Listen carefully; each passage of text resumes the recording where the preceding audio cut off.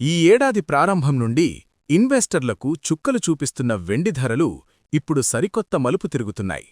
All time గరిష్ఠ స్థాయికి చేరుకున్న సిల్వర్ అకస్మాత్తుగా పాతాళానికి పడిపోయి ఇప్పుడు మళ్లీ పుంజుకోవడం మార్కెట్ వర్గాల్లో హాట్ టాపిక్గా మారింది. గత నెల జనవరి 29న మల్టీ కమోడిటీ ఎక్స్చేంజ్లో వెండి ధర కిలోకు 4,20,000 అనే చారిత్రాత్మక రికార్డును తాకింది. కాని ఆ తర్వాత సీన్ రివర్స్. ధరలు ఒక్కసారిగా పడిపోయాయి. దీనికి కారణం గ్లోబల్ మార్కెట్లో నగదు లభ్యత తగ్గడం, అమెరికా ఫెడరల్ రిజర్వ్ వడ్డీ రేట్లపై తీసుకుంటున్న నిర్ణయాలు. ఇవి ఇన్వెస్టర్లను తీవ్ర అయోమయంలో పడేశాయి.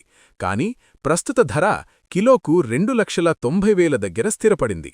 ధర తగ్గినప్పటికీ వెండికి ఉన్న క్రేజ్ ఏమాత్రం తగ్గలేదని నిపుణులు ఘంటాపదంగా చెబుతున్నారు. ఎందుకంటారా? గత కొన్నేళ్లుగా మార్కెట్ డిమాండుకు తగ్గట్టుగా వెండి ఉత్పత్తి జరగడం లేదు. దానికి తోడు సౌరశక్తి, ఎలక్ట్రిక్ వాహనాలు, ఎలక్ట్రానిక్ పరికరాల తయారీలో వెండి వినియోగం విపరీతంగా పెరిగిపోయింది.